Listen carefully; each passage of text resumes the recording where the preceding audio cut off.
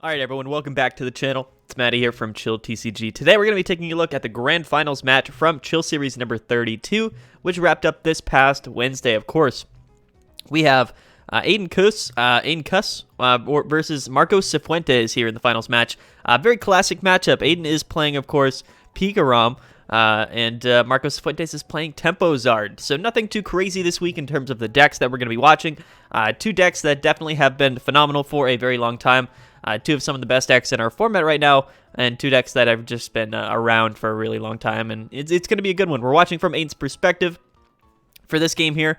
The first game, he is actually going to be going first. So there's a lot of things that can go right with this matchup if you're playing either deck.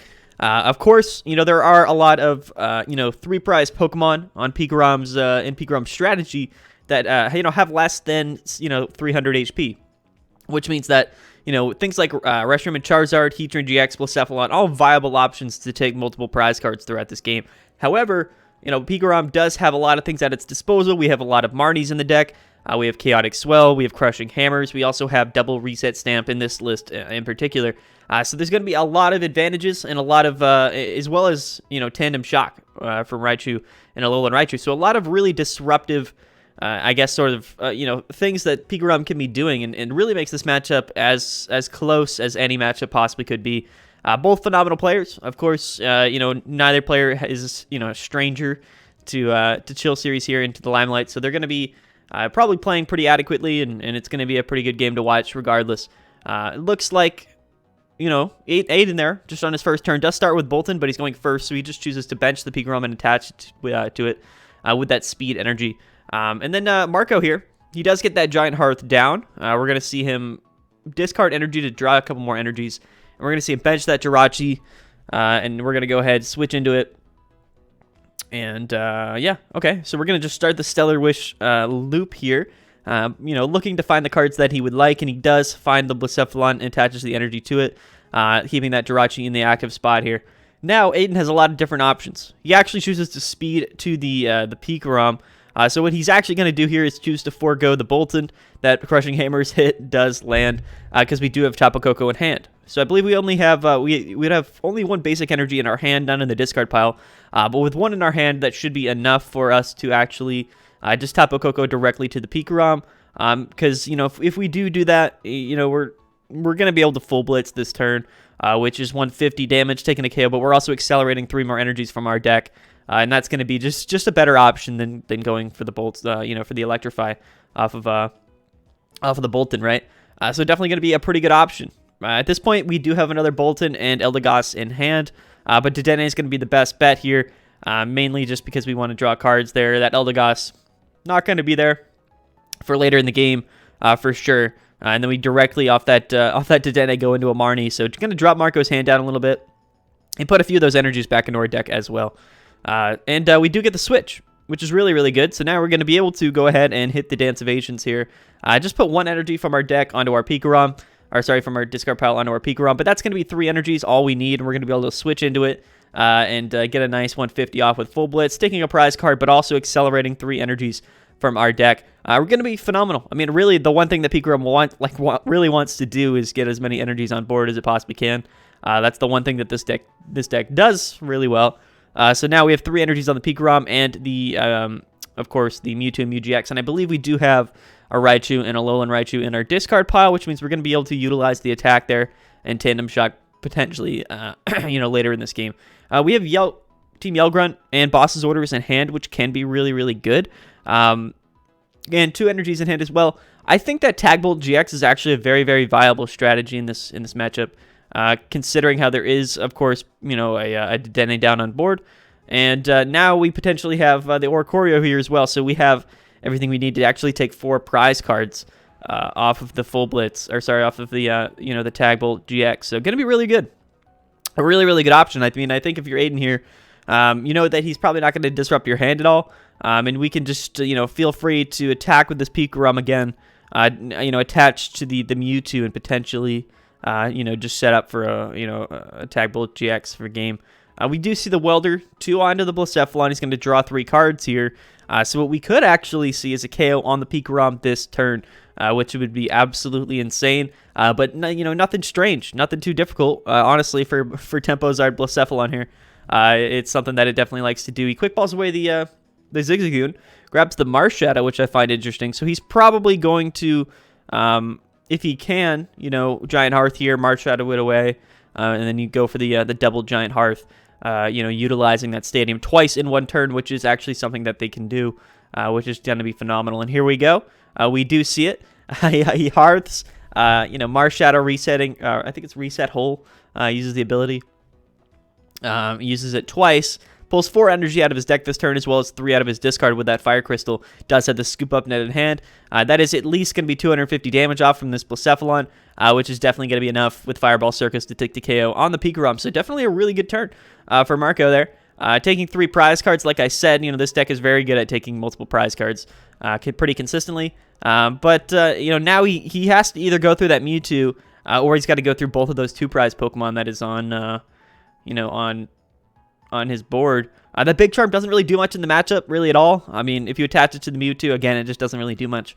But what we can do, I suppose, is boss up the Jirachi, or I guess we could waste our Tag Bolts, just on the 200 damage to KO the Oricorio, which might actually be good here. But I think what we want to do is probably, boss up something. That Rashizard is actually pretty enticing as well. It's going to be hard for him to get out of the active, right? And he makes him, have to have a switch card. So I like this option here, especially since, it's still a little bit unlikely that we actually get KO next turn. We are going to accelerate the 2 energies from our deck onto our Mewtwo, and this is going to threaten the Tag Bolt GX for next turn. However, I think that Marco still is in a better spot. Not getting the KO, though, on this Rashizard was actually important this turn, because now, of course, we cannot see the Oricorio GX's ability, pop off to draw Marco 3 more cards. So, now we just need, 6 energies in hand and a switch card. Definitely something that Blacephalon here, the deck, should be able to do. I would not be surprised if we did see it, but we're going to need probably a couple Fire Crystals, since there are at least 5 or 6 of those in the discard. So there's the switch immediately. He burns it going into the Jirachi, and he discards the Giant Hearth in his hand to look for a couple more energies as well. So going to be definitely a pretty interesting sequence of events here. We'll see. He either has it this turn or he doesn't. Still, though, we don't have a Boss's Orders in hand for Aidan, and that is the card, of course, that he needs right now to potentially take 5 prize cards next turn. He's going to need to boss up that Reshi and then Tag Bolt. And hit probably the Dedenne on the bench or the Oricorio. But now we have the Fire Crystal after the Hearth here. I think all we need is 1 more Fire Crystal. We have it as well. So there it is. There's all of the energies back into his hand. That's going to be enough for the KO, and he does have the last switch. So there it is. Tempzard Blacephalon. You got to just appreciate how insane this deck is. And back-to-back KOs on Tag Team Pokemon. Marco giving him the GG.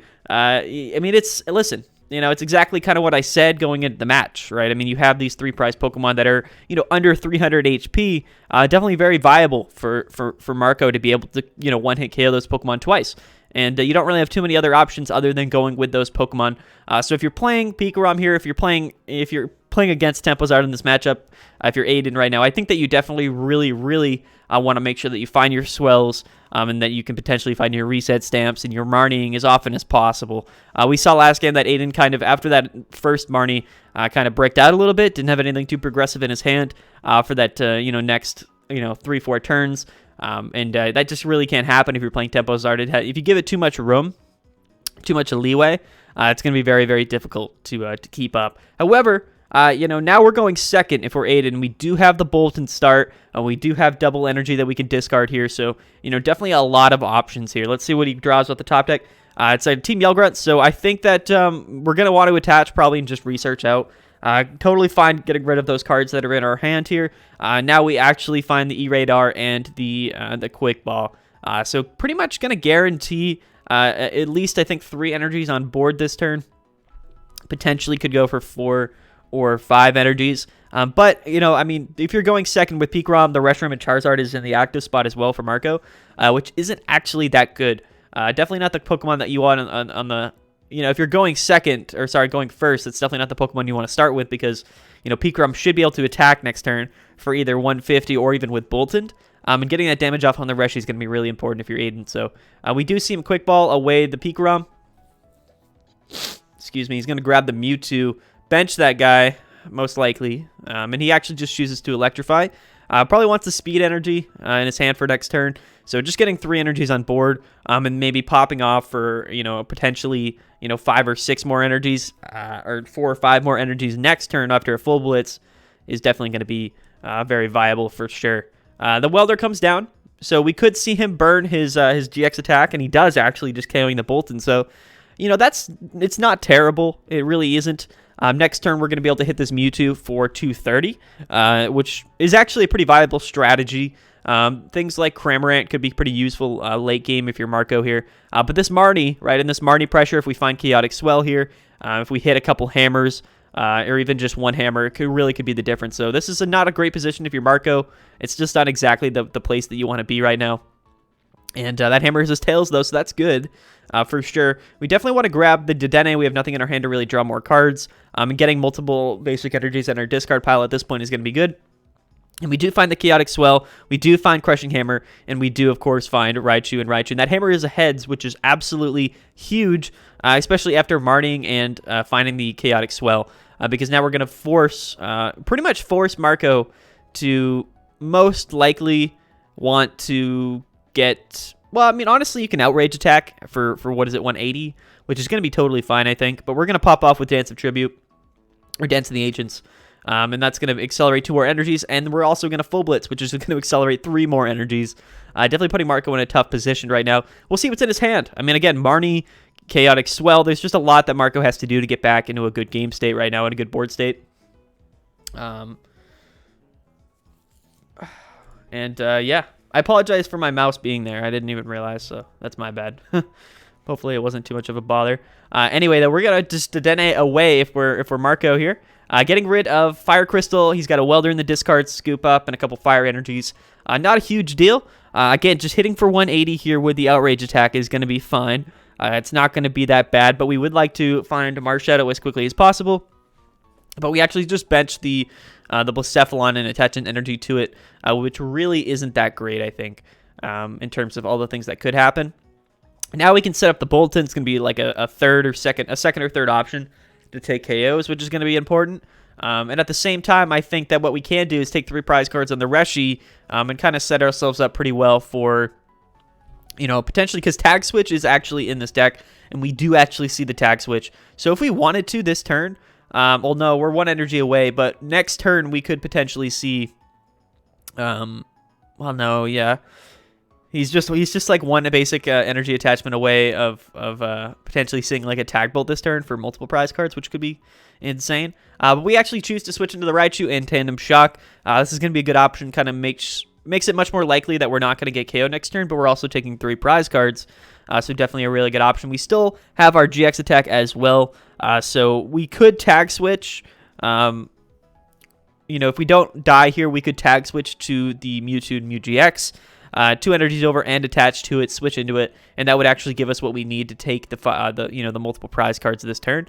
So we'll see. If we don't get a KO on this Raichu here, a Tag Bolt GX is practically going to be the game, I think, most likely, and it could be a sight to behold. So we'll see. We will see. Marco here puts down a second to Dedenne, draw some cards. We just saw him put down the Jirachi. In a pretty difficult position, I think. But we do have the Marshadow to discard that Chaotic Swell, which is going to be pretty phenomenal, I think. And there we go. We're going to do that. So maybe we have a Hearth to put down as well. But we're actually going to Crobat for 3 cards first. Draw some more cards. An Oricorio could also be good right now. But the problem here is that we're just behind. We're just really behind if we're Marco right now. The Marnie Chaotic Swell from previous turns. Definitely just kind of something that you don't want to really have happen. Also, the Crushing Hammer on the Blacephalon last turn. All things that are just really disruptive. All things that Pikarom likes to do. And if we do get a KO on this Raichu here, we could potentially see literally just a stamp to 1 and then a KO on another single prize Pokemon waiting for boss to game, right? Or boss for game. So a lot of outs for Aidan here. And this is kind of where Pikarom loves to shine. We do see the Oricorio GX, though. So I think what we need here is probably switch, fire crystals, and then I think we need an energy, but I don't know if we weldered those 2 energies on or just attached to one, so I honestly don't. I think we weldered 2 on this turn. But we'll see. Yeah, we'll see. Okay, so the escape rope comes in, which is a very interesting play if you're Marco here. Kind of forces him to bring up something that, of course, is a little bit more killable no matter what he brings up. And we do see the energy attached to the Blacephalon and the Fire Crystal come out. But the problem with this is it actually saves the energy, on that Raichu. And with the Tag Switch in hand and Tag Bolt imminent incoming, it's Tag Switch is a phenomenal card. I've been saying it a long time. It's very, very good in Pikarom. Sort of these surprise Tag Bolt situations. And Marco's like, I'll go second if you have it. And Aiden's like, oh, I got it, my dude. And I play Tag Switch in my deck. Tag Switch is busted. And he's like, oh, crap. That's insane. All good, though. It's all good. Tag Switch peak. I mean, people just need to wake up and realize that it is incredibly good for this exact scenario. And we are going to see the Tag Bolt GX KOing the Blound in the active spot, as well as the Oricorio GX on the bench. And that is exactly 3 prize cards, which Aiden needs to win the game. So that is game number 2. Heading into game number 3 for Chill Series number 32. Very excited. 325 players as well in this tournament, I believe, or 335? Might even be 335. I should probably know that. But either way, a phenomenal tournament, all coming down to these 2 great players and Pikarom, Blacephalon, man. I mean, these matchups are right to the wire.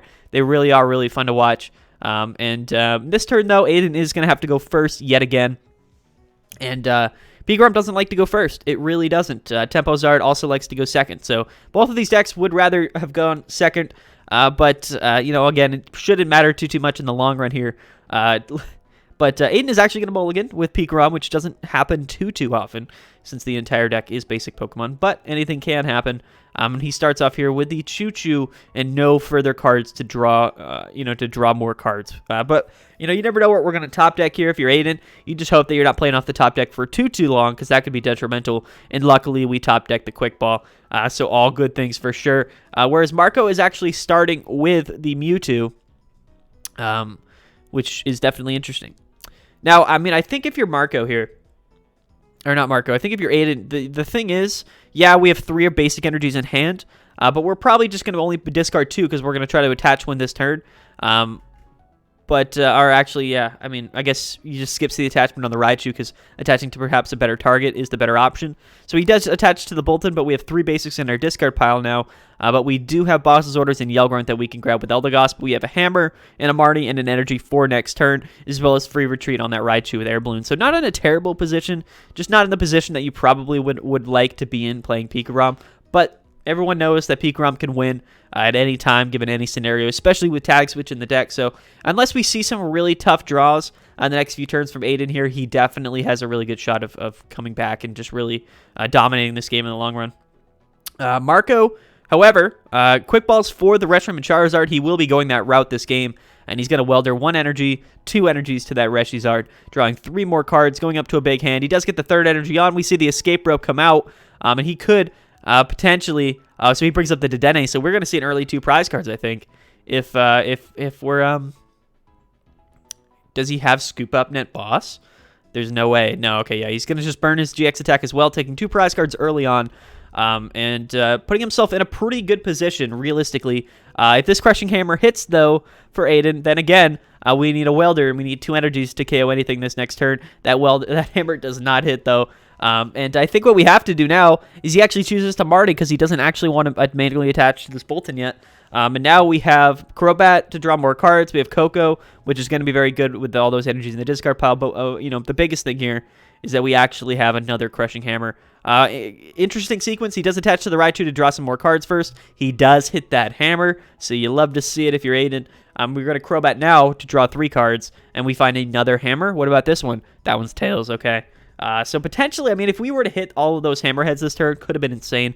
But he actually brings up the Boltund, and now we're going to Dance Evasions. He does get that Mewtwo down on his bench, so he's going to go ahead and attach an energy from his discard pile to either of these 2 Pokemon, or both of these 2 Pokemon, and we're going to see the Electrify come out. So now, all of a sudden, we have energy on the Boltund, we have 2 on the Raichu, 3 on the Mewtwo. So just as quick as that, 4 or 5 energy turnaround in 1 turn. Pikarom, of course, that's just what it does best. Now, Marco here, if he wants to get some damage off and KO this Boltund, he needs to Welder, and he needs to get 2 energies onto this Reshizard. And that's actually going to be extremely important, I think, because, you know, if we miss out on taking prize cards this turn, it could be pretty detrimental to us. But what we see is the Cramorant benched. Cramorant is going to be a very interesting attacker in this matchup. You know, of course, if we get attacked next turn, we can Outrage and then finish something up with Cramorant.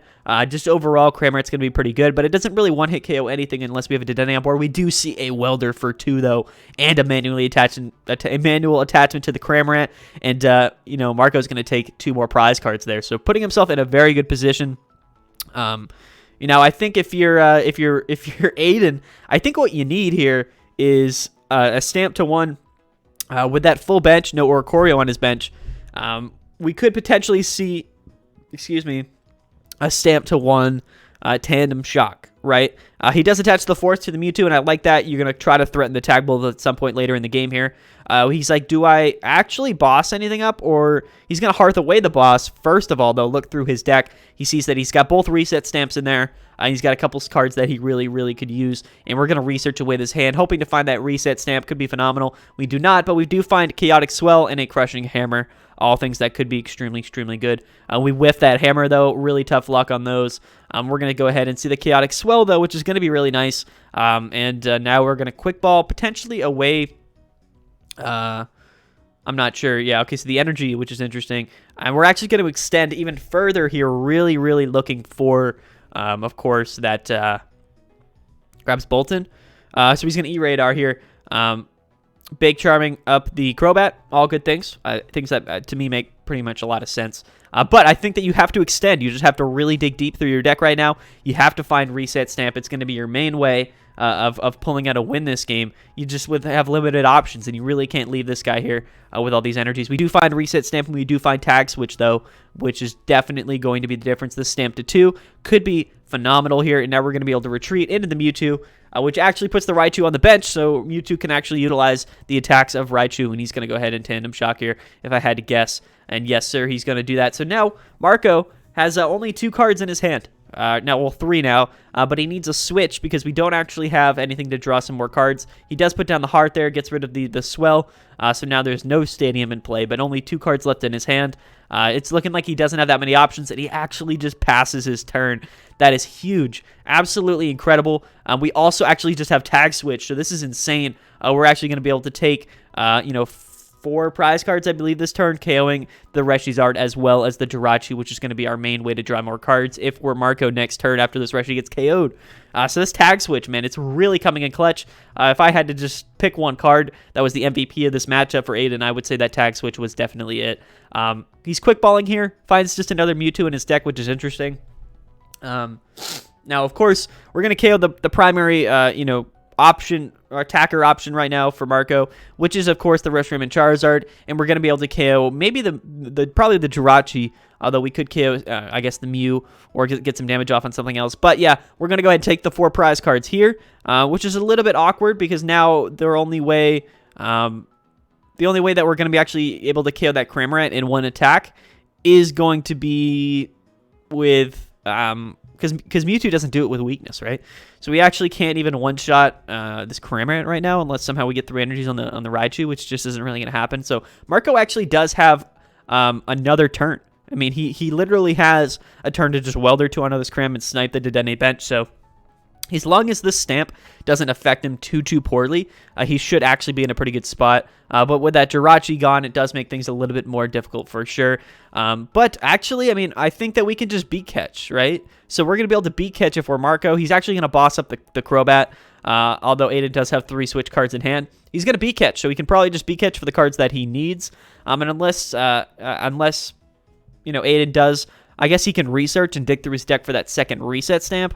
Or maybe Dedenne again, if he has Dedenne, to try to find a Marnie or whatnot. We top deck the Speed Energy, though, so he's going to be able to at least draw a couple cards here. The thing is, we got to be careful not to completely draw through our deck, right? So that's why he's like, I don't know if I want to Speed, because I think I need to research here, and hopefully that Reset Stamp is in the last couple cards of my deck. I think that's literally just the only thing that's stopping him from playing that Speed Energy, and the only thing that he pretty much needs to hit in order to win this game. So 9 cards in deck here. If we quick ball away, Pikarom, he's going to look. So we do see the reset stamp in there, as well as 2 Marnies. But those are our only ways to really, our really only outs to win the game. So we have to research here. Hitting Marnie's not going to matter. We have to hit the reset stamp. And I think that if you're Aidan here, you have a 7 out of 9 shot of hitting this reset stamp. So it is very likely, but no guarantees even after that reset stamp that... Marco won't draw the cards, any cards necessary to win this game. So here we go. We draw 7. We do find that reset stamp, so that should be really the last out Aidan has to win this game. We actually have Switch in hand, which is super interesting. So I guess he knew that he had Switch in deck as well, so he didn't want to play Switch either, which was definitely strange that he didn't play it before. And now we actually Tandem Shock, which is crazy because the Stamp to 2 Tandem Shock means that Marco needs a Switch, Welder, Energy. He needs a lot right now. Even if he just had a Switch, he could get out of the active spot. He says well played, and he actually just passes. Wow, yeah, so that is going to be it. The double reset stamp, Tandem Shock, full blitz. These are chaotic swell. These are all the things that Pikarom can really do to make this matchup that much more winnable. With only 1 card in his deck, too. Aidan Khus played it very phenomenally. I apologize if I'm not saying your name correctly, but Pikarom, dude, especially that tag switch, man. That tag switch was insane. But anyway, guys, thank you so much for watching. Congrats to Aidan for winning Chill Series 32. Congrats to Marco Cifuentes for making it to Grand Finals. Thank you guys so much for watching. As always, I really appreciate you guys playing in the tournaments. Don't forget to like the video, subscribe. Chill Series number 33 is coming this Wednesday, so definitely go check it out. But thank you guys so much for watching. I've been Matty from Chill TCG. I'm going to get out of here. You guys have a great day, and I'll see you guys soon.